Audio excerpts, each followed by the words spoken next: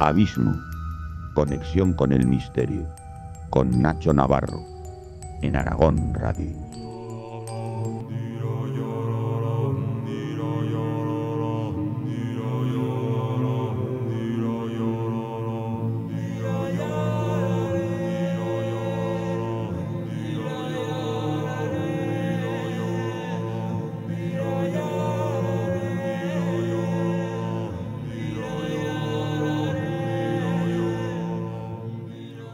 Muchas veces hemos hablado de dónde puede estar el origen de los dioses, el origen de las creencias, el origen del culto hacia la inmortalidad, hacia el más allá, hacia las deidades. ¿Dónde nace todo? ¿Cuál es el origen de ese chispazo en el cerebro humano que puede provocar creer en que hay un más allá, creer que en la muerte no se acaba todo? O la necesidad de tener que adorar la idolatría hacia cualquier tipo de material, de instrumento, de escultura o de un dios que no pueda existir. Hemos hablado en múltiples ocasiones de las cavernas, de las cuevas. Para mí es donde nace todo. Nace todo allá hace más de 60.000 años. Hay alguien que decide plasmarlo en las zonas más profundas de las cavidades de la Tierra. Pero hay un momento en el que esa cueva sale a la luz. Hay un momento en el que esos dioses salen fuera. Hay un momento en el que toda la población tiene una idolatría, tiene un rezo hacia ese dios. Ya no queda solamente para unos pocos privilegiados, para ese chamán, para ese brujo, para esos elegidos que ellos tienen la conexión con el más allá, sino que se hace de forma común. Y posiblemente haya un templo, haya un lugar, un conjunto ritual, astral, extraño, porque no se concibe como una localidad, no se concibe como un lugar de habitación, no tiene una habitabilidad, sino que es un santuario de plantas circulares, plataformas rituales, con orientaciones astronómicas muy concretas. Ahí es donde nacen los dioses posiblemente semitas, los arameas. Y estamos... propongo un viaje. 3.000 años antes de Cristo, hacia el sudeste de Turquía.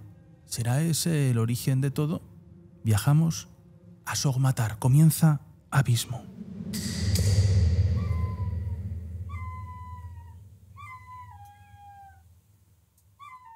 Pues muy buenas noches, ¿no? Aquí los pajarillos estos de la música. Bueno, uno de los viajes que llevamos tiempo queriendo hacer hacia uno de esos orígenes, hacia los santuarios, sin duda que están en unas colinas muy concretas. Hemos hablado en otras ocasiones de las zonas de Tepe, de Göbekli Tepe, Tepai, como decían. Y la religión astral, la religión y la creencia hacia esos otros mundos de los planetas, donde seguramente nuestro cuerpo viaje hacia otros lugares, ya con la cultura egipcia también, ¿no? Y otras tantas mucho más allá. Así que Sogmatar es un sitio muy desconocido. Pienso que es muy desconocido. Hoy me sorprendería si aquí todos lo conociesen.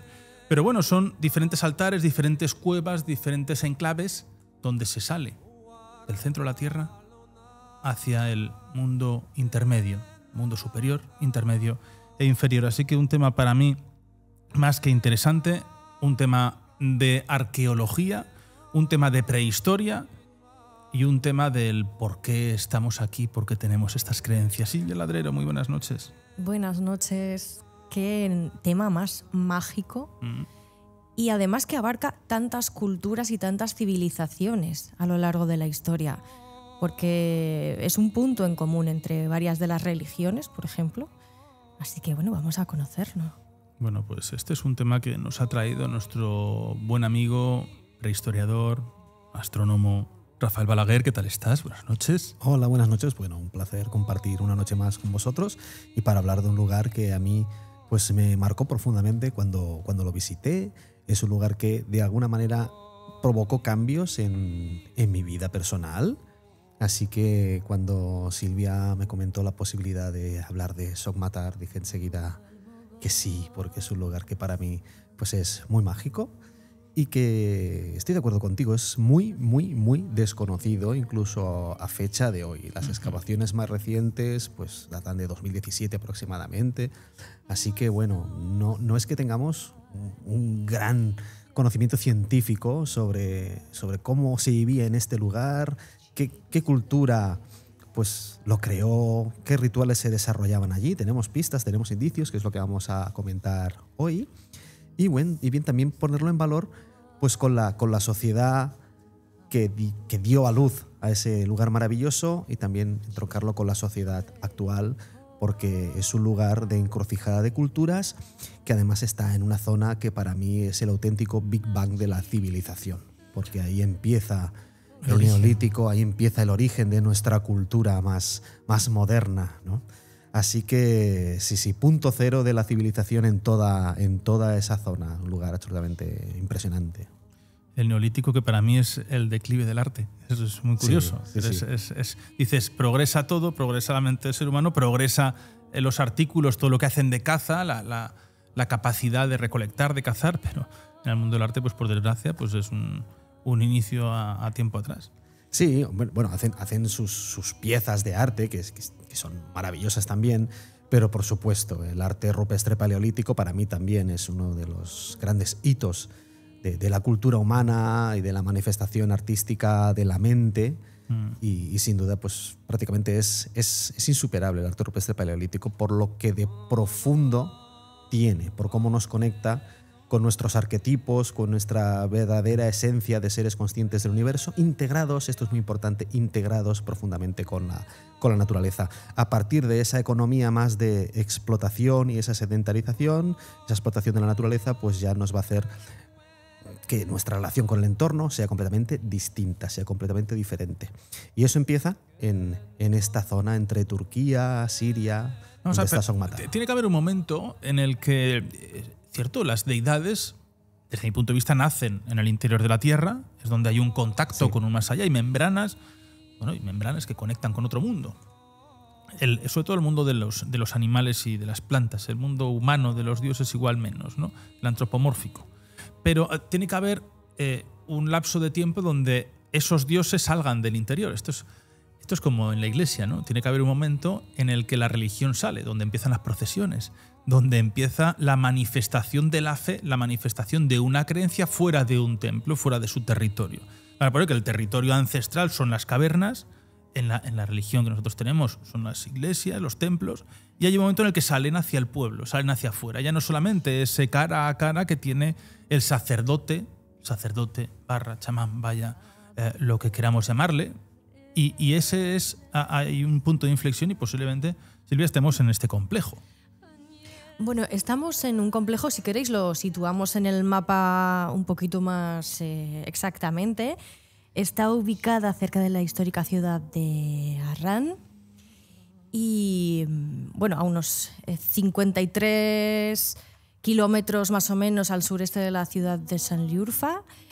Y bueno, pues ¿dónde estamos? En la región histórica de Mesopotamia, ¿no? Que efectivamente podemos decir que es el origen, al menos, de muchas de las civilizaciones. Pero es curioso porque las evidencias de las poblaciones que ha podido haber allí no han dado muchos datos acerca de que hubiese vida cotidiana, sino que en un principio parece que era un lugar mucho más de ritual, ¿no, Rafa? Que de vivir, que también había, porque sí que han aparecido en los yacimientos algún juguete, por ejemplo, de niños pequeños, un pequeño sonajero tallado, pero no hay más evidencias de vida cotidiana, sino de muchos más escenarios de ritual, de salas para las que se reunía la gente, ¿no? que estaba en esa zona. Sí, de hecho, toda la excavación arqueológica en Sogmatar, a nivel científico, pues con gran detalle, es muy, muy, muy reciente. También es muy transversal, muy pluridisciplinar. Vamos a hablar de eso también hoy, porque lo hace muy interesante. Pero todavía hay mucho debate sobre cómo era realmente la vida en este lugar y qué tipo de rituales se hacían, y si esas salas que describes, que se han interpretado desde el principio pues como templos, y templos dedicados a deidades astronómicas, pues si realmente era así, o simplemente eran tumbas de personas prominentes. Y sí que es cierto que en estas últimas excavaciones pues se han hallado miles de artefactos, se han recuperado miles de restos, que nos lo van a situar en un horizonte cultural de hace prácticamente 5.000 años, un poquito más de 5.000 años atrás. Y en efecto tenemos algunos juguetes, algunos incluso restos de lo que eran pues, figuras de carros, animales. Bueno, nos lo sitúa en ese neolítico que comentaba Nacho. Y es un lugar que ha estado habitado pues, con menor o mayor densidad de población, depende de las épocas, pero que se inicia en ese 3000 a.C. y que encontramos inscripciones que se pueden fechar con total seguridad, que nos hablan de un complejo ritual importante hacia el año 164-165 después de Cristo. Y eso lo podemos saber porque se han podido descifrar inscripciones que están grabadas en la roca, en la cima de una colina maravillosa que define el sitio arqueológico de Sogmatar. O sea, estamos con cientos de años. Sí, de rito, miles. Y miles, probablemente miles de años de rito. Que no es nada extraño, ni mucho menos. No, por supuesto. Pero por estaríamos supuesto cerca de, bueno, creo que en el siglo V es cuando se deja un poco de la mano. Se deja un poco y queda prácticamente abandonado. De hecho, actualmente es un lugar muy inhóspito, es un lugar desértico, es un lugar en el cual la gente vive un poco como puede. O sea, teníamos unos 3.000 años, 3.000 poquito, ¿no? 3.500 años de vida. Bueno, sí, claro, si tenemos en cuenta que está habitado todavía hoy, pues imagínate. Vale, pues bueno, tenemos entonces teníamos 5.000 años más o menos. Lo que ocurre que durante las épocas más recientes era un lugar que estaba frecuentado simplemente por comunidades de pastores que acudían al lugar a dar de beber a estos rebaños. Es un lugar muy seco, es un lugar árido, duro, un lugar muy duro. De hecho, es curioso porque a mí me recuerda mucho a un paisaje marciano, absolutamente. ¿Vale? Que todo el mundo se sitúe, es un lugar de... aquí todo el mundo lo va a identificar. Oye, los monegros. Ajá. ¿Vale? Es monegril. El paisaje es monegril, muy árido, muy desértico. Y actualmente contrasta con las partes más cercanas, como Sanliurfa, porque Sanliurfa tiene grandes zonas de cultivo, es una zona en la que se cultiva muchísimo pistacho, por ejemplo, y es una zona pues, fértil, pero esta parte es totalmente lo contrario, es un gran desierto. Yo tuve la fortuna de poderlo visitar en el año 2011 y bueno, efectivamente me causó una profunda impresión porque es un lugar prácticamente deshabitado. De hecho, es una pequeña aldea, solo tiene una pequeña escuela, una pequeña tiendita de alimentos, lo que sería pues, un pequeño colmado, y muy pocos habitantes. Tiene un puesto policial y bueno, realmente la vida allí es dura. De hecho, pues Sogmatar, de hecho el nombre en turco es Eskisumatar, que significa el viejo Sogmatar, y la etimología del nombre está relacionado con la lluvia, el lugar de la lluvia. Y es muy bonito porque a nivel arqueológico hemos encontrado allí, en estas colinas, pues horadados en la roca, pequeños recipientes para precisamente hacer acopio de esa agua que llega del cielo, ¿no? ¿A día de hoy llueve allí? Sí, llueve, pero es un lugar desértico. O sea, que llueve poco. ¿El yacimiento, para situarnos, está cerca, está lejos de esa localidad? ¿El yacimiento? El yacimiento está en la misma localidad. Está en la misma localidad. O sea, el yacimiento es una colina que puede asemejarse, podemos compararla con una forma piramidal, circular. Tiene esa colina principal unos 150 metros de diámetro, unos 50 metros de altura. En la cima de esa colina hay restos de unas murallas, quizá una torre circular. Algunos informes plantean que es restos de la ocupación romana, otros la sitúan en épocas más recientes. Bueno, se ve que hasta las faldas había construcción. Sí, por supuesto. Estamos hablando ahora simplemente de la colina central, pero lo que es interesante es que alrededor de esa colina, digamos en una estructura pues semicircular y apuntando a ese centro que define esa colina, pues se han localizado diversas estructuras, también circulares, en algunas ocasiones como cuevas excavadas en la roca, y es lo que algunos investigadores han interpretado como posibles templos dedicados a la astrolatría, es decir, el culto a los astros. De hecho, poca de la información que se puede encontrar de Sogmatar la va a relacionar con algo muy bonito, a mí me encanta, ¿no? Que es como el templo de los 7 planetas, ¿no? Porque claro, algunos plantean que estas 7 cámaras excavadas en la roca con una orientación pues de forma radial, cuyo centro sería esa colina, pues bueno, estarían dedicados a la Luna, al Sol, Mercurio, Venus, Marte, Júpiter, Saturno, ¿no? Los 7 astros brillantes que se veían en la antigüedad a simple vista. El telescopio ya nos abre la mente a otros mundos, ¿no? Como Urano, Neptuno y Plutón, pero claro, a simple vista solo podían ver hasta Saturno. Entonces esos 7 planetas, el Sol, la Luna y estos planetas brillantes. Yo pienso que aquí se juntan muchos datos, ¿no? El primero que sorprende es que está la combinación de esos núcleos, de esos templos cilíndricos, otros tienen unas formas, bueno, pues que no son las comunes, con las diferentes colinas, ¿no? Esas colinitas que van llamando, pero la cueva siempre que permanece como una zona que todavía sigue siendo muy enigmática para ellos. No saben si era iniciática, si era realmente parte de ese ritual, si realmente solamente era ese acceso al centro de la Tierra. Es muy importante, los ritos iniciáticos con un acceso al centro de la Tierra, hacia ese culto de un eje del mundo. Pero claro, aquí entonces se da todo, ¿no? Es como que comienza en un sitio y va saliendo. Es como si en Cantabria tuviésemos luego, no sé, en Monte Castillo, hubiese construcciones, que no se sabe, igual sí, porque está lleno de vegetación, que hubiese construcciones con diferentes templos. Sí, sí. Porque además es la misma forma, ojo, que sí. Es esa pirámide cilíndrica con esa forma, es muy similar, es pero de forma árida. Claro, ese eje del mundo, en un entorno pues prácticamente desértico. Y lo que es interesante es que en el interior de estas cuevas, que atención, no son cuevas naturales, son artificiales, están excavadas en la roca. Y es interesante porque dentro de estas cuevas lo que hay pues son pequeñas esculturas, bajorrelieves, bueno, pues podemos ver ahí, están muy desgastadas, están muy maltrechas actualmente. Pero bueno, algunas que sí que se han podido interpretar más o menos bien, además apoyado con esas inscripciones en siríaco, de esas lenguas antiguas, pues que hacen referencia a dioses concretos. Vamos a hablar luego de ellos porque es muy interesante y muy importante. Pues sí que se puede establecer esa relación con esa astrolatría. Pero lo que parece más probable a fecha de hoy es que esas cavidades excavadas no serían tanto templos o lugares para hacer algún tipo de culto, algún tipo de ritual, sino que podrían ser simplemente tumbas. ¿De acuerdo? Tumbas. ¿Pero cuáles? Las cuevas. Las que están cavadas. Las que están excavadas, sí. La primera que se identifica es la que se denomina Cueva de Poñón, que es la primera que se excava a nivel científico.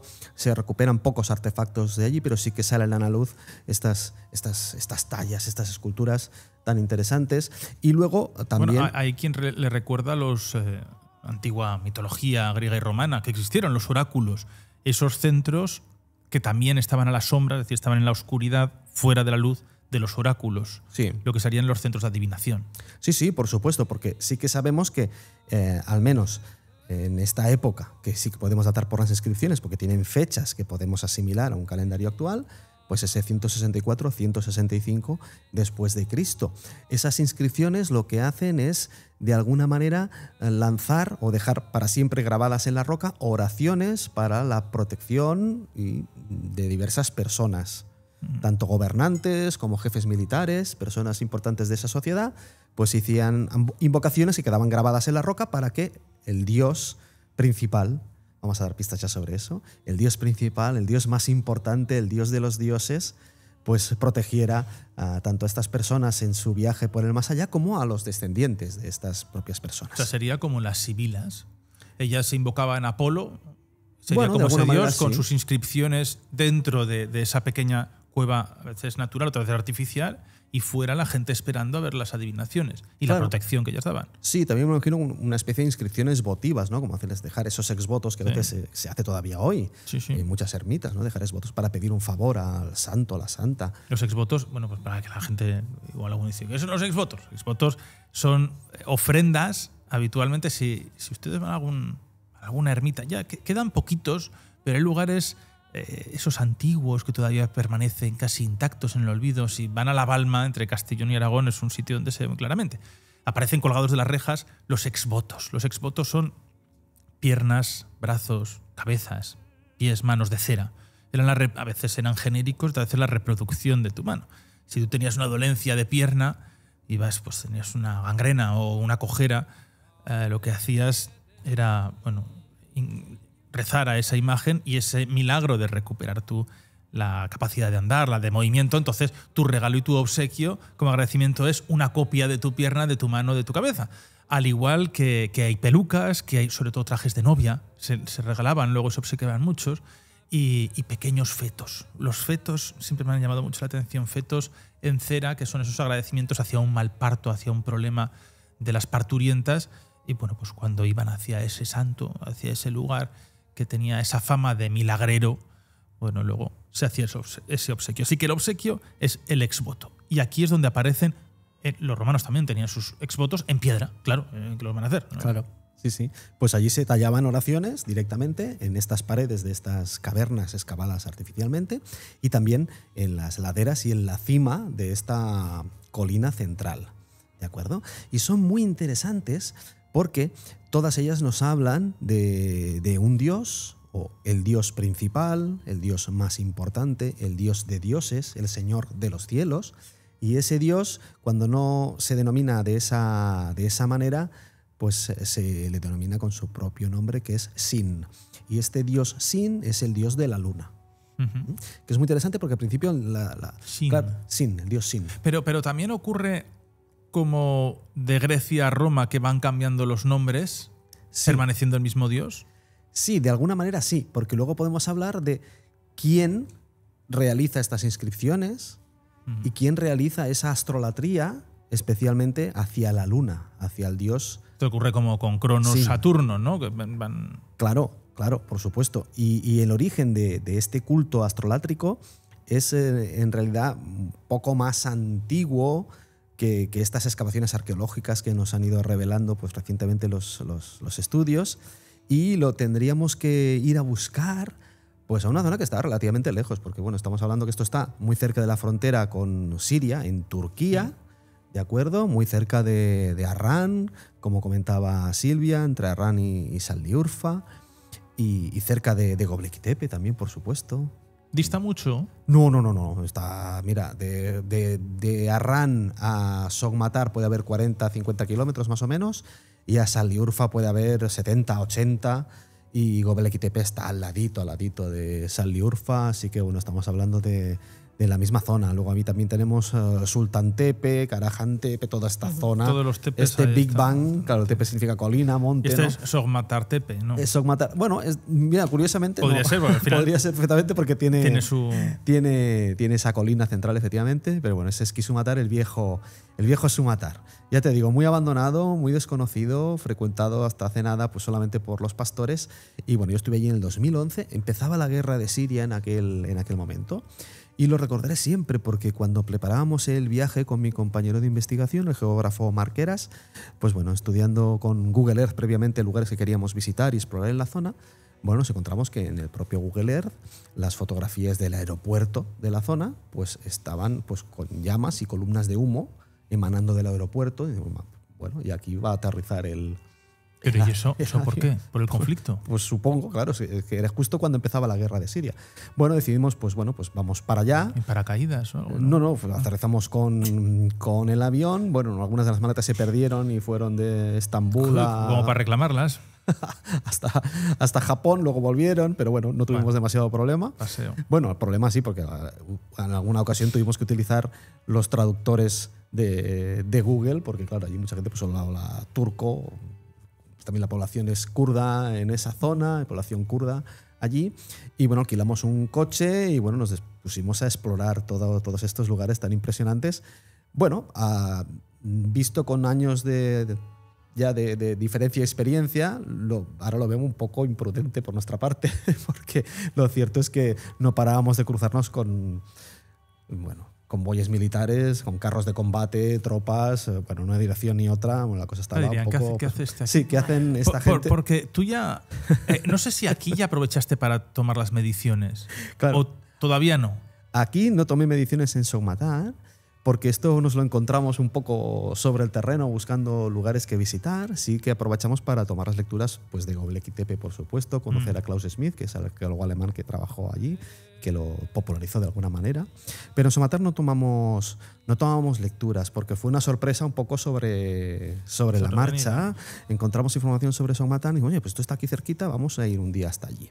Y efectivamente fuimos. Bueno, de hecho, me decías el otro día, ¿cómo has llegado hasta el nombre de Somatar? Claro, ¿no? claro, Pues... ¿cómo has llegado hasta Somatar? Porque claro, realmente es muy desconocido. Y seguramente, pues ahora los oyentes que busquen un poco de información, pues van a encontrar relativamente pocas cosas sobre este lugar. Y de hecho, pues bueno, nuestra sorpresa fue importante cuando descubrimos algún indicio que podría ser un lugar ciertamente curioso y valedor de una visita.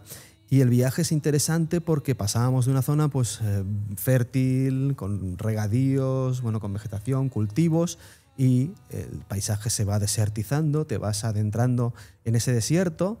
Por supuesto, una pista que en su momento, esto en el año 2011, no estaba asfaltada, una pista de tierra, y bueno, vas teniendo la sensación de que, bueno, que vas a ir a parar a otro mundo por ese aspecto de páramo marciano, porque de hecho cuando llegamos nos subimos a varias colinas a hacer fotos panorámicas porque la verdad es que parecía absolutamente Marte.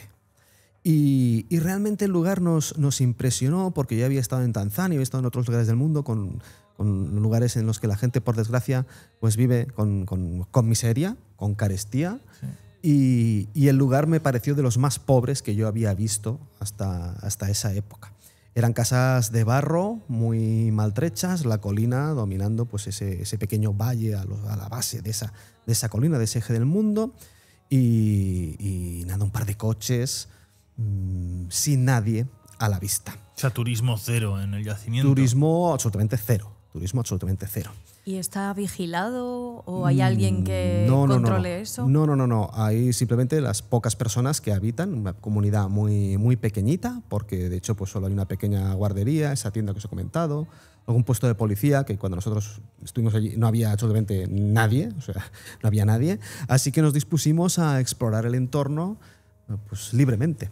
Pero claro, a los pocos minutos, claro, nos detectaron los habitantes de la zona. Bueno, era fácil porque yo ya recuerdo que iba vestido con una camiseta del Barça, así que bueno, pues evidentemente en medio de un desierto, dos chicos occidentales. Bueno, también lo llevan mucho ellos. Sí, camisetas del Barça hay por todo el mundo. Sí. Entonces, bueno, pero bueno, es algo que te da ciertas... No he dicho del Paris Saint-Germain, he dicho del Barça. Mira, Silvia, como has dicho una barbaridad. Sí. Entonces, claro, nos detectaron enseguida y se nos acercó un señor que iba cojo, muy, muy delgado, muy escuálido, la cara muy demacrada, parecía un señor que estaba enfermo, literalmente, ¿no? Entonces, pues medio en inglés, como pudimos, le explicamos que queríamos estudiar un poquito el lugar, conocer los lugares, visitar estos 7 templos de los planetas o estas tumbas, conocer la colina.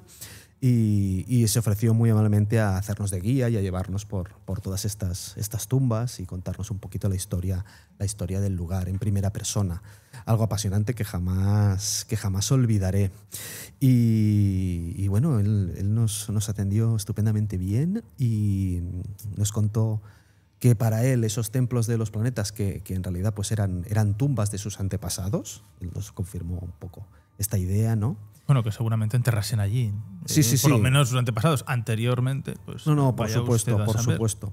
Y recuerdo que bueno, cuando le dijimos, bueno, ¿y dónde están las inscripciones? Estas que están en la cima de la colina y en las laderas. Dice, mira, algunas están por aquí, otras por allí. Pero bueno, subir por aquí. Yo no os acompañaré porque no puedo andar muy bien. Entonces, pues bueno, pues vosotros subir y estar el rato que queráis y luego ya nos encontramos aquí abajo y así lo hicimos. Así que nos ayudó a identificar estas cavidades, estas cuevas excavadas en la roca y también indicarnos el mejor camino para subir a la cima y poder ver allí pues las esculturas y las inscripciones. Sabemos que es el dios Sin porque hay un antropomorfo que se ve muy bien todavía y efectivamente ves esta figura humana y en la parte superior, en la cabeza, está coronada por un semicírculo y también con lo que parecen pues puntas que están asociadas a la luz y bueno, y tienen forma un poco de media luna y por eso pues es una una forma ¿Cómo de típica. grande es? Porque estoy viendo la foto justamente de ese antropomorfo y no me hago a la idea si es tamaño natural, No, si es más puede grande. tener 1 metro más o menos. No es muy grande. No es muy grande. No es muy Pero grande. fíjate qué curioso, perdona, Nacho, lo que estás comentando de los rayos de luz, porque es de la luna y no se asemeja al sol, que en principio debería ser el rey de los astros. Claro, pero es que ahí está lo interesante, que nosotros tenemos como muy claro que el rey de los astros es el sol, pero es que el dios principal en esas épocas era la luna. Sin era el dios de la luna y era el dios de dioses. Era el primero de todos, el que domina los cielos, el señor de los cielos, el señor de la creación. Entonces, durante miles de años, el dios principal era la luna. ¿Por qué? Porque la luna nos funcionaba muy bien como sistema calendárico, como sistema para controlar el paso del tiempo. Además, tenía un ciclo de aproximadamente 28 días que coincide aproximadamente con el ciclo de la menstruación femenina, también esa asociación con el origen de la vida. La luna, pues, como origen de la vida en la tierra, a través de la lluvia. Eso es muy interesante, que tengamos un culto dedicado al dios Sin, al dios de la luna, en un lugar que se llama lluvia. Somatar. Entonces todo empieza a encajar y todo te lleva a pensar que efectivamente esa escultura de ese dios es Sin. Es que además es que las inscripciones son todo oraciones a Sin y pedir favores en favor de gobernantes, jefes militares, a sus hijos, a sus descendientes, que el dios Sin les ayude, les acoja para siempre. Y atención, también maldiciones. O sea, ojo que a este que se ha portado mal, que Sin lo maldiga para siempre. Eso también es muy interesante, encontrar no solo oraciones, sino encontrar maldiciones, que es algo que hacían también los egipcios y bueno, todas las culturas han hecho. Así que es impresionante, sí, sí. A mí hay algo que me llama la atención de todo esto, para que se vea también la importancia histórica, bíblica, pues esto es muy relevante, ¿no? De cómo los primeros libros de la cristiandad, de las religiones que se conservan, es el Génesis, es el Antiguo Testamento, es el primero de todos, ¿no? Entonces, en este primero de los tomos hablan de Abraham, lógicamente, pero hablan de una figura como es Taré. Taré es el padre de Abraham. Taré en hebreo es Teraj. Y él aparece en el Génesis, donde él parte, ¿no?, desde donde vive en Ur de los Calderos, creo que era Ur de los Calderos. Él llega a una localidad que es Saliurfa. Bueno, pues Abraham, este personaje antiguo, este padre, Taré, el padre de Abraham, está situado en el 2100 a.C. Es decir, estaríamos ya en esos orígenes de esta localidad. Bueno, ¿por qué digo todo esto? Porque hay quien habla de que Sariurfa, que está al sureste de Turquía, que es el nudo de la zona comercial, es una de las localidades más ricas, más prolíferas, más importantes, donde están los grandes teóricos, los astrónomos, astrólogos, que se uniría a todo, están los grandes científicos de ese momento y el nacimiento también de esas religiones, cómo podían utilizar Sogmatar como el Harran, que llaman ese Harran oculto. Es como si fuese el gran centro lunar de la antigüedad, es lo que nos cuentan, lo que por lo menos los científicos también se han puesto de acuerdo en todo esto, como si fuese un centro clandestino de los sabios, antes de estar en esa localidad, aprendían allí. Esto me recuerda como los templarios que buscaban, se cree, ese poder, esa sabiduría, que se juntaban en zonas muy concretas, pues siempre ha habido esos oráculos de sabios, de científicos, que pudiese ser esta zona de Sogmatar, el lugar donde adquirían los conocimientos que no eran los oficiales, los conocimientos apócrifos, podemos decir, de aquella época. Y esto me parece que es un tema muy, muy interesante el de poder hablar, ¿no? El que fuese ese centro de estudio, ese centro de conocimiento, y que es donde comienza la historia de la religión, comienza la historia del Génesis. Sí, sí, por supuesto. Allí está el origen de estas grandes religiones monoteístas, ¿no? Porque antes pues, sí, teníamos un panteón politeísta de diversas divinidades que nos enlaza también con este horizonte de Sogmatar y de Harran, ¿no? Por supuesto. Y antes voy a acabar de responder a Silvia, ¿no? Porque, claro, ¿por qué no es el sol, ¿no? Con esos rayos que emanan de ese semicírculo?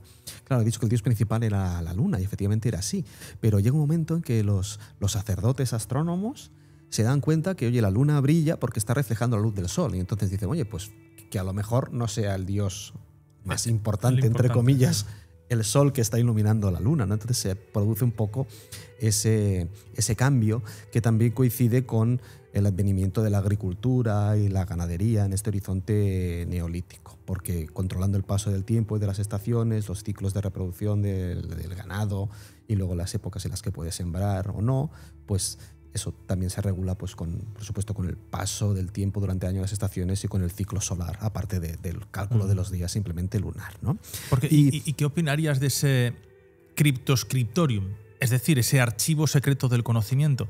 ¿Podría haber tablillas? Sí, podría haber tablillas, pero con el paso del tiempo, con la humedad, con esos casi 5.000 años, pues lógicamente se han degradado la gran mayoría, pero sí que aparecen esos pequeños nichos como si estuviesen preparados para albergar esas tablillas del conocimiento. Sí, de hecho se han encontrado tablillas allí, no, pero en lugares cercanos sí que hay otros templos dedicados a dioses de este tipo, pues astronómico, como pueden ser pues Mitra, que es el culto al sol, por ejemplo, también el dios Sin, que era, pues como decimos, el dios más importante en esa época, en esa zona. Y claro, es curioso que coincida que el paso a las religiones monoteístas se produzca en este lugar, ¿no? Porque allí puedes visitar los sitios, pues, de la vida de Abraham. Bueno, tienes el Balik Ligol, el San Liurfa, es un lugar absolutamente fascinante. Aparte, en el Museo de San Liurfa tienes todas las esculturas, todos los materiales que se han recuperado de Göbekli Tepe, y es absolutamente impresionante. Además está recientemente, pues... Porque Göbekli también es circular, las construcciones. Sí, por supuesto. Y además lo que tenemos recuperado de Göbekli Tepe es poco. O sea, es prácticamente, pues, una parte central de todo ese complejo. Y también es un entorno sin urbanizar, porque esta zona estaba sin urbanizar. Bueno, no, vivían allí, ¿eh? Vivían Sí. Vivían allí y bueno, de hecho, esta zona pues sí que tenemos muchos más restos de vida. De hecho, yo en ninguna parte del mundo he encontrado tanta industria lítica como en Göbekli Tepe. O sea, pero miles y miles de fragmentos de sílex. Pude estar en la cantera donde salieron esos bloques para construir esos pilares en T de Göbekli Tepe. Y es una zona absolutamente increíble. Y relacionarlo, Karahan Tepe, también tienes cuevas, tienes excavadas como lugar iniciático. O sea que en realidad no hay una relación directa, pero sí que podrían ser como distintos centros. Parece una ruta de peregrinación, ¿no? Bueno, sí, es una ruta de peregrinación y también puede ser una ruta iniciática, según lo que va comentando Nacho, porque esa relación con Harran, porque Harran es una ciudad muy, muy, muy importante. Voy a trazarlo en un mapa mientras. Pues sí, ya verás que es espectacular. Y las ruinas de Harran son muy bonitas de ver todavía.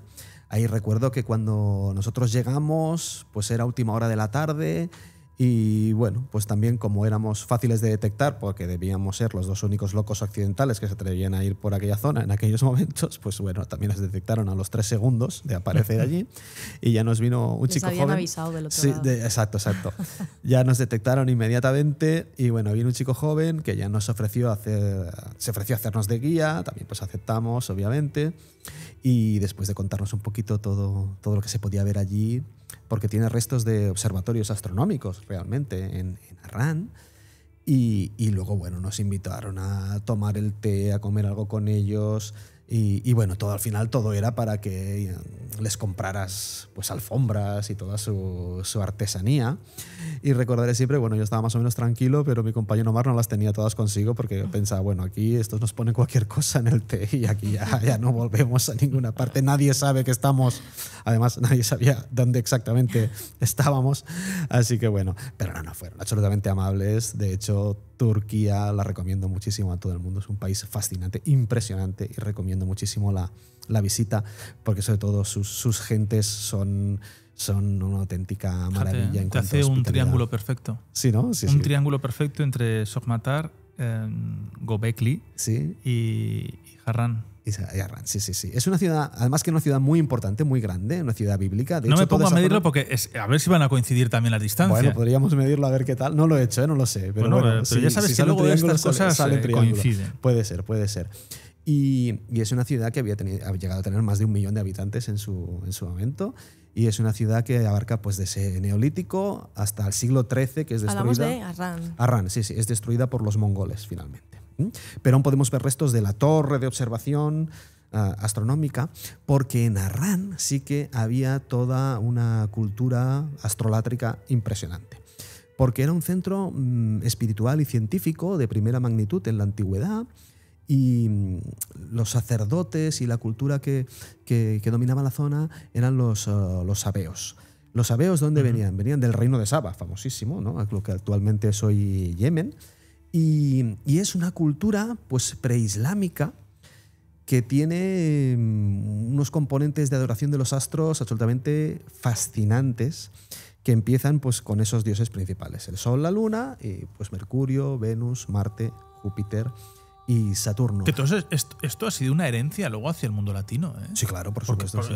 O sea, los dioses sí. cambian de nombre, pero los dioses son más o menos los mismos. Por supuesto. Y si nos vamos al mundo cristiano, los dioses también son los momentos importantes de los equinoccios, solsticios, y marcando los momentos astrales. Dios es el sol al final. No es sol, es la luz, claro. Esa iluminación. Estos sabeos, aparte de tener ese culto a cada divinidad concreta de cada uno de esos astros, el Sol, la Luna y los 5 planetas.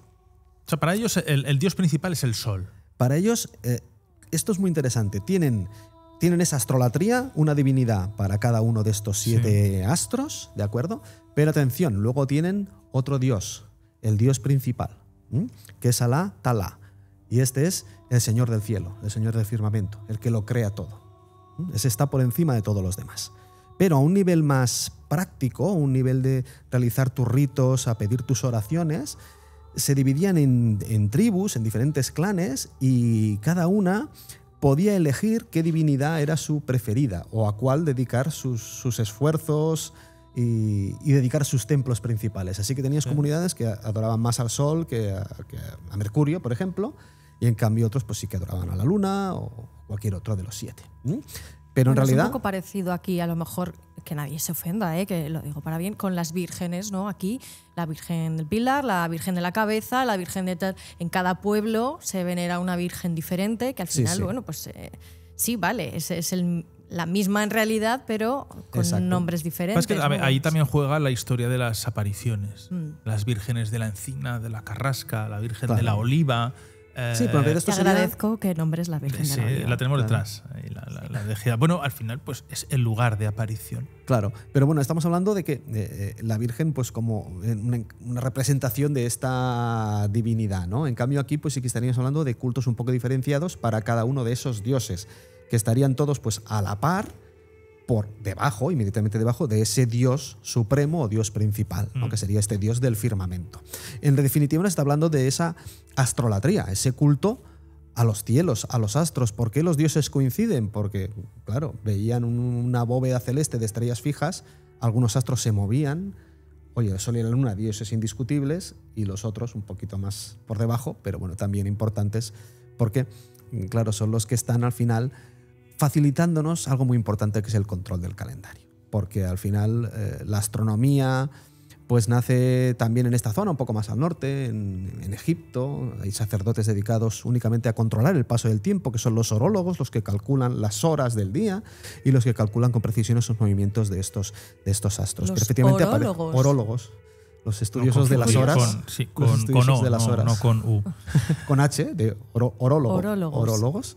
Sí. Qué bonito. Y esto pues es común a todas las culturas, porque al final el cielo es el mismo para todos, ¿no? Y los mitos serán distintos en base a nuestra experiencia y nuestra relación con la naturaleza y el paisaje, pero siempre bajo esa bóveda celeste. Pues eso que estás diciendo, para que la gente... Yo desconozco bastante este tema, porque aquí sería la astrología también en parte lo que jugaría. Claro, la astrología nace un poquito después, o sea... Es casi a la par, ¿no? Es el estudio, pero a la vez la interpretación. Claro, o sea, la astrología, la palabra astrología significa el estudio de los astros. Y en cambio astronomía significa la ley de los astros. Es un matiz muy bonito y muy interesante, ¿no?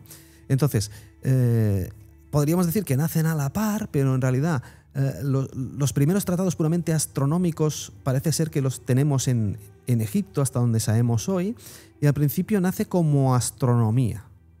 ¿Vale? Realmente como astronomía. Lo que ocurre es que luego se incorpora toda una corriente astrológica que viene de Mesopotamia. Las viene de Mesopotamia. Son muy importantes. Claro, o sea, en Egipto es muy importante. Claro, pero es el estudio de. En cambio, la astronomía es la ley de. Es muy difícil, muy distinto, quiero decir. ¿Por qué? Porque con ese estudio de los astros, que es lo que hace la astrología de hoy que conocemos nosotros, que no tiene nada que ver con esa antigua, por supuesto, ¿no? Intenta buscar una relación, una influencia de esos movimientos de los astros y una relación con nuestra vida cotidiana, ¿no? Con la vida de los humanos. Eso es lo que busca la astrología. Pero la astronomía al principio era más fría, no era tan humana. Era simplemente describir por qué zona del cielo se mueven el Sol, la Luna, los planetas y cuándo van a llegar esos planetas a una zona del cielo concreta que nos va a servir para determinar, en el caso de Egipto, cuándo va a crecer el Nilo, cuándo va a venir la época fértil, cuándo va a venir la época de lluvias, cuándo va a venir la sequía, cuándo los animales van a reproducirse, cuándo van a migrar estas especies de animales que nosotros podemos cazar, etcétera, ¿no? Y eso nos va a ayudar a definir pues, esos ciclos de nuestra propia existencia. Pero luego hay un matiz que es buscar, aparte de eso, que ya lo sabemos hacer, oye, ¿y si esos movimientos en los astros van a tener una influencia directa sobre nuestro carácter?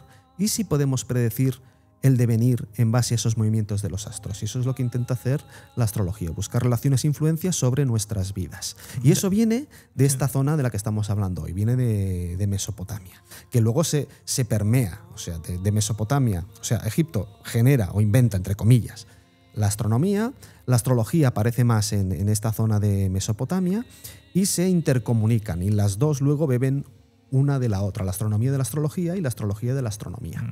Y de hecho es tan grande esta comunicación, esta mixtura, que bueno, de hecho pues hasta épocas pues, ya de la edad pues, moderna, después del Renacimiento, pues grandes físicos, grandes astrónomos, pues siguen siendo astrólogos y alquimistas.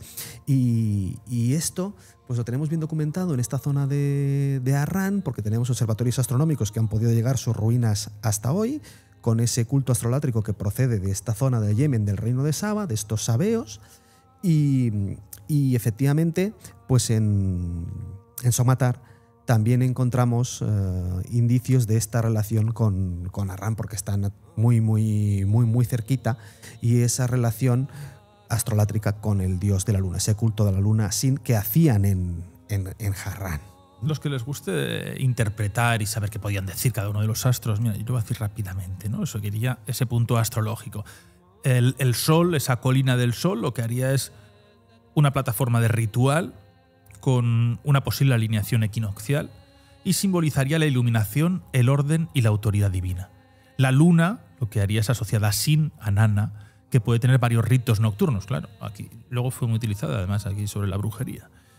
Son las determinaciones del calendario y los calendarios lunares es lo que rige el resto del año. La colina de Júpiter, o lo que sería Júpiter, es el planeta de los reyes y la fortuna. Se utilizaba sobre todo para reuniones y ceremonias que pedían la protección a la comunidad.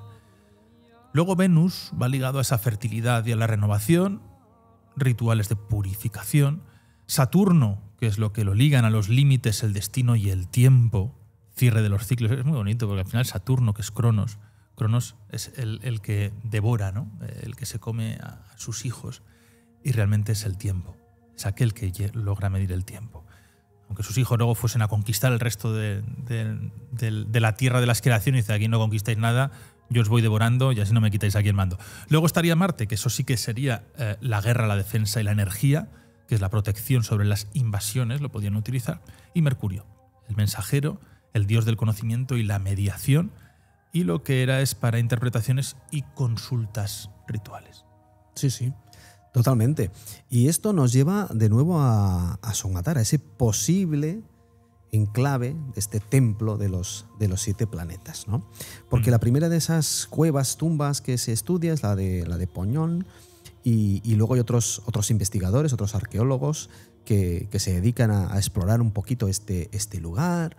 El primero de ellos es Sigale, y él es de alguna manera el que populariza esa idea del templo de los 7 planetas, ¿no? Porque claro, establece esa relación entre la colina central, esa colina que podíamos decir como centro de un círculo del que emanan radios, y en el extremo de cada radio tendrías esa cueva excavada dedicada a cada uno de los astros. Y luego, pues, siguiendo el rastro de este investigador, de este Sigale, pues hay otros estudiosos como Drivers, y este Drivers repite las excavaciones y las mediciones de Seagale, pero discrepa con él y dice que no, que esto pues no le parece que sea realmente un observatorio astronómico. Que eso deben ser simplemente tumbas. Bueno, es que hay uno de los debates principales es si era un centro de poder o un santuario oculto. Sí. Podría ser las dos cosas. O sea, un enclave reservado a los astrólogos, a los iniciados, a todos los que quisiesen entrar en este tipo de... Claro, el problema a nivel científico es que no hay ninguna prueba sólida que nos hable de otro dios o de otro astro que no sea la luna. Así que culto a la luna, templo de la luna, seguro, pero templo de los 7 planetas, pues probablemente no. Porque este investigador Drivers sí que excava más exhaustivamente la zona, no encuentra ninguna otra prueba ni ninguna otra inscripción, porque encuentra más inscripciones que el primero Seagale, pero todas esas inscripciones hablan de Sin, no hablan de ningún otro dios, simplemente Sin, el dios de la luna, siempre es el dios de la luna. Esto relacionan con los sabeos de Harran, que hacían efectivamente culto a la luna. Dios era el dios principal para ellos también en esa zona. Hemos comentado que diversos clanes, diversas tribus tenían un dios preferido o al que pues proferían un culto con más devoción, con más énfasis. Y en este caso pues era Dios, el dios de la luna. Este dios Sin. Y luego hay otras iniciativas más modernas, también pues más transversales, que añaden pues tecnologías nuevas a la exploración, como puede ser la arqueoacústica, ¿no? Y también la arqueoastronomía. Hay un historiador alemán, se llama Theodor Harry, y él pues está convencido de la hipótesis del templo de los 7 planetas, ¿no? Incluso llega a dar una fecha.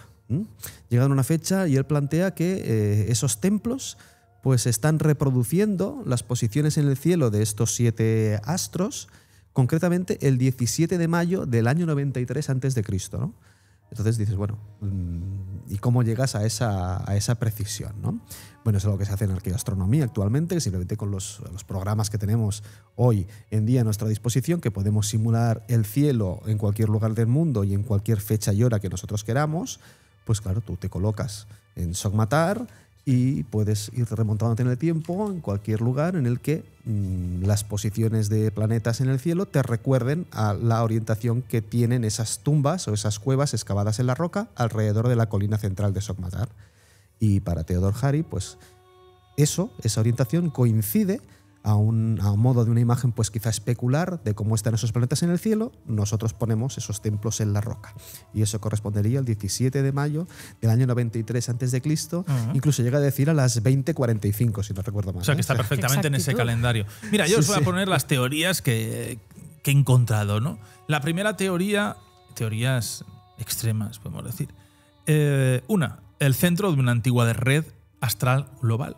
Aquí es donde habla de Göbekli Tepe, Harran, Petra, Baalbek, Ubar, incluso habla del desierto del Sinai.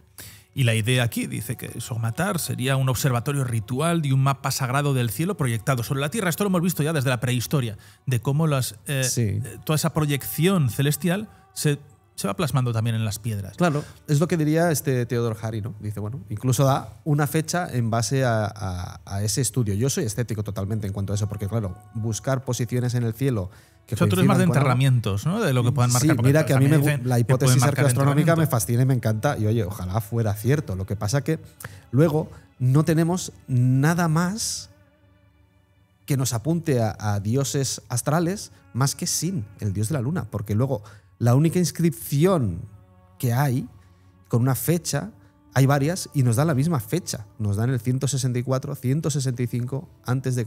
y todas referidas al dios Sin, al dios de la luna. Entonces eso a nivel científico es la única prueba que hay. ¿Culto lunar, culto astral a la luna? Sí, por supuesto. ¿Buscar alineaciones astronómicas con posiciones estelares en un momento dado? Bueno, podemos hacerlo en cualquier lugar del mundo, en el que nos propongamos encontrar una relación, pues en una fecha u otra nos va a salir. Algo que no se ha hecho todavía a nivel exhaustivo en Sogmatar y que se podría hacer es trazar alineaciones en base a esos templos pasando por ese punto central, esa colina, pues relación con la salida y puestas del sol en solsticios, equinoccios, todo eso. Eso sería muy interesante de hacer y es relativamente sencillo de hacer y se podría acabar de investigar en ese sentido a ver si hay alguna posible relación astronómica más, que seguramente pues encontraríamos alguna. Pero como templo de los 7 planetas, mira que esto va en contra de lo que yo creería, pero a nivel científico solo podemos afirmar que allí el dios principal era Sin. Bueno, yo te voy a leer todas. Venga, a ver qué opinas. a ver La qué segunda, vamos a poner varias teorías. 9, concretamente. Busco. 9, madre mía. Bueno, pero no vamos a comentar, te las digo todas de tirón. La teoría siguiente es la simulación terrestre de las 7 esferas celestes. Es decir, los 7 cielos, como esta en representación tridimensional del cosmos y se forma, ¿no?, ese mapa físico para explicar la estructura del universo, ¿no? Las colinas, la colina del Sol representa el centro luminoso, fuego celeste, las otras 6 colinas, las capas exteriores, el valle, la tierra, y luego es un recorrido iniciático hacia, como el alma llegando hacia la muerte. Otra teoría, esta es que a mí me encanta. A ver. La escuela secreta de los astrónomos para el imperio, no es descartable. Aquí estarían matemáticos, astrónomos rituales, calculadores de ciclos planetarios, intérpretes de presagios para gobernantes, las futuras síbilas, y nos propone que sería como una escuela negra. Los puntos de alimentación de esas teorías, ¿no?, que dicen que pues por el arameo, por las inscripciones que menciona ese movimiento astral, etc. Otra teoría es el conservatorio de conocimientos anteriores al diluvio. A mí esto me encanta. Entonces aquí, que se entra en un terreno más mitológico, se propone que es una zona donde se preservan las antiguas tradiciones de Babilonia, de Asiria, las sumerias también, y que pudo ser un lugar de preservar esa especie. Me parece bonito, bueno, porque además estaríamos hablando de ese diluvio, estamos hablando de la zona de Turquía, y aquí tendríamos que hablar del Ararat, de ese gran monte que tanta Armenia. gente busca, de ese arca que habría del gran diluvio universal, que es un programa que tenemos pendiente. Otros hablan de portales rituales entre mundos mágicos, la interpretación cósmica. Yo no lo descartaría porque ahí sí que entramos, esto es hablar por hablar, ¿no?, en esa conexión entre el mundo inferior, el mundo superior, el mundo intermedio. Aquí sí que se conectarían los 3 mundos. Y luego tendríamos otra teoría que es los conocimientos de los ciclos planetarios más complejos, que dicen que incluso no han sido descubiertos por la astronomía moderna, sino que se quedaron casi como si fuese en la Biblioteca de Alejandría. Y bueno, aquí te ponen ejemplos. He encontrado ejemplos de eclipses en intervalos largos, ciclos lunares de 18,6 años. Bueno, yo esto no entiendo de esto. Luego tendríamos un heredero tardío de una religión de estrellas que alguna vez fue global. Y 2 que me encantan. Errores intencionados para proteger el verdadero conocimiento. Esto siempre se dice en todas las culturas.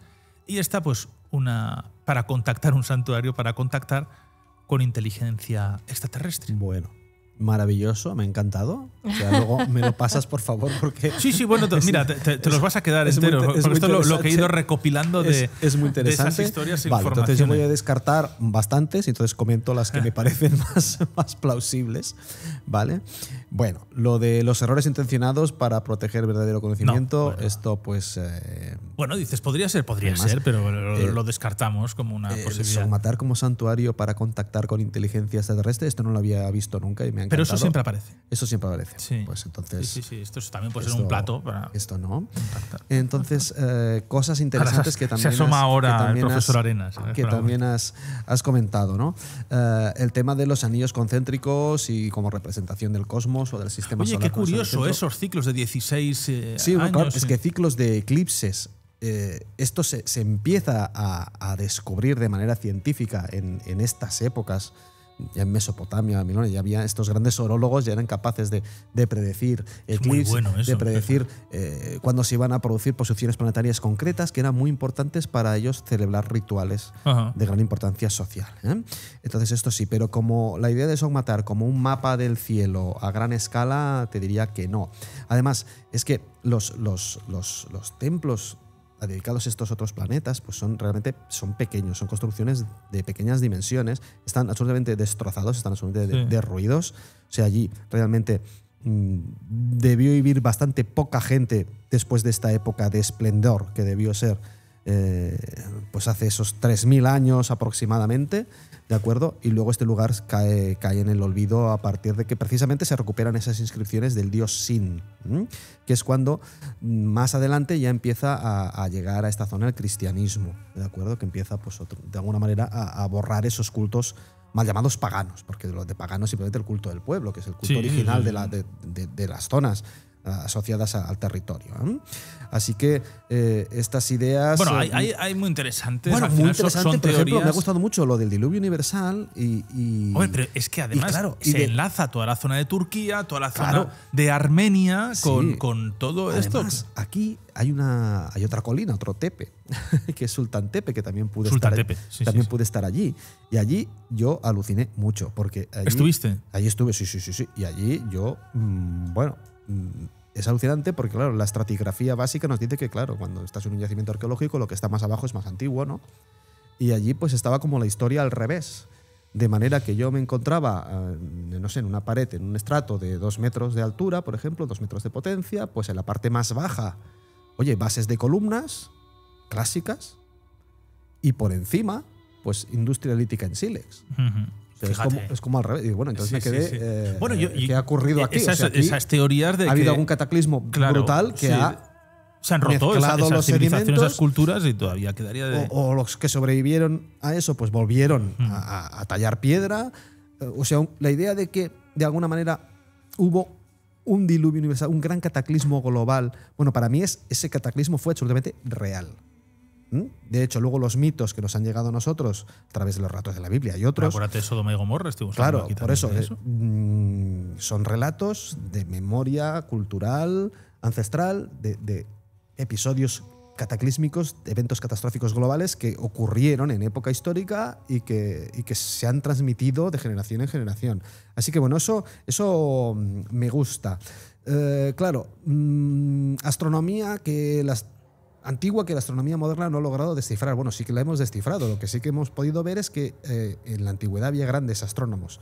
Por ejemplo, se han podido recuperar tablillas con escritura, pues esta época antigua, cuneiforme, que lo que hacen es describir perfectamente posiciones y movimientos del planeta Júpiter, pero con detalle espectacular, que se conocían en la época, 1500 años antes de que en la Edad Media llegaran a esas conclusiones. No, es que en Oriente, y todo esto, pues, esa zona había los grandes astrónomos. Viene de allí, viene de estos astrónomos. Tenemos que hablar un día de los astrónomos sabeos de Oriente que siguen hasta hoy, ¿no? Como son los Reyes Magos. Claro, por supuesto, es un lugar mágico. Del que estamos hablando. Bueno, estáis haciendo referencia continuamente a los pasajes bíblicos del Génesis. Hemos hablado de Abraham, pero hay otra figura muy importante también para todas las culturas y las religiones más importantes a día de hoy, que es Moisés.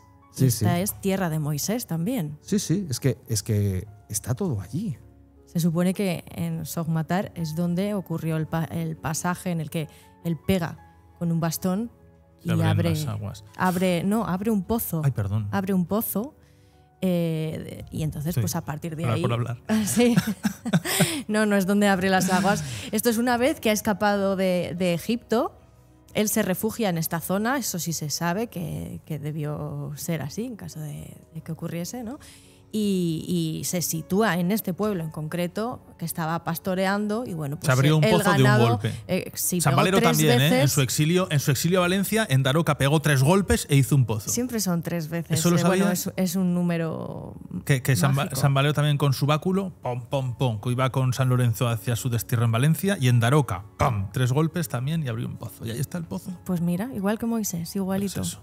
Al final la historia se Entonces, repite. pues es el pueblo estaba pastoreando y para dar de beber a sus animales, allí no había nada de agua, abrió el pozo y empezó a brotar de forma milagrosa. Ese pasaje es aquí. Bueno, pues un lugar fascinante. Lo dejamos aquí. Seguiremos con más enigmas arqueológicos, que al final la arqueología no deja de ser un grandísimo enigma, y teorías, por teorías que no sea.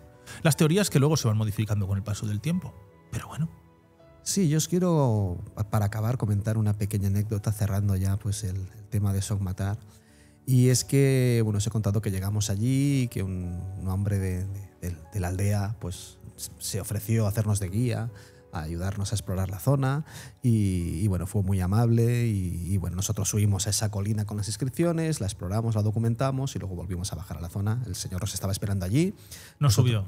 No subió porque no podía andar bien. Tirar para arriba, que yo he subido mucho. Exacto. No, él dijo, pues es que yo no puedo porque no puedo andar, francamente. Sí, no podía esa andar. Parte me la había pero bueno, también podía andar. No podía andar bien. Así que bueno, nos dejó subir a nosotros, nos esperó, nosotros pues bajamos, nos reunimos de nuevo con él y ya cuando nos despedíamos, pues yo pues encantado con su amabilidad, pues quise darle algo de dinero para agradecerle pues su hospitalidad y su ayuda. Él no nos pidió dinero en ningún momento, pero simplemente pues yo quise agradecerle de alguna manera, ya que nos has ayudado, pues oye, te pago poco dinero, pero te pago algo porque mira, para que lo aproveches y como tú quieras. Y este hombre pues me dio una lección de vida maravillosa y este hombre, ¿qué hizo? Cogió el dinero que yo le di y lo que hizo fue venir conmigo, nos llamó, venir conmigo un momentito, y nos llevó a la pequeña tienda, que era una pequeña cabaña de barro, pequeño colmado, con muy pocos víveres dentro, y este hombre gastó el dinero que yo le había dado en chocolate y nos lo dio. Para el camino. O sea, alguien que no tiene nada, coge el dinero que tú le has dado para agradecerle su atención y su amabilidad, se gasta ese dinero, compra chocolate y nos lo ofrece. Fíjate. La idea de la hospitalidad para con el extranjero, para con el forastero, con el viajero que viene a conocer tu cultura. El hombre no tenía nada para darnos y lo que yo le di se lo gastó para regalarnos algo que para nosotros era insignificante, pero para él era su vida, su código de valores, su código de honor, su cultura. Han venido unos extranjeros, yo tengo que ser amable. Y eso es una lección maravillosa que luego pues he intentado aplicar siempre y con una reflexión muy útil, y es que el sabio de Rocafort me dijo una vez, mira Rafa, solo los pobres pueden permitirse el lujo de ser generosos. Y eso es algo que te explica muchas cosas a fecha de hoy. Bueno, ricos de espíritu. Qué bonito. Bueno, pues lo dejamos aquí. Seguiremos con más, Silvia, muchas gracias. Un placer siempre escucharos. Rafa, que viene, Zogmatar. Un tema bonito, sí, muy el nombre del sitio tiene tela. Es que Sumatar, el viejo Sumatar. Muchas gracias, hasta pronto. A vosotros. Pronto. Y nosotros seguimos la próxima semana. Les hemos traído aquí una historia. Bueno, posiblemente comiencen aquí nuestra cultura, civilización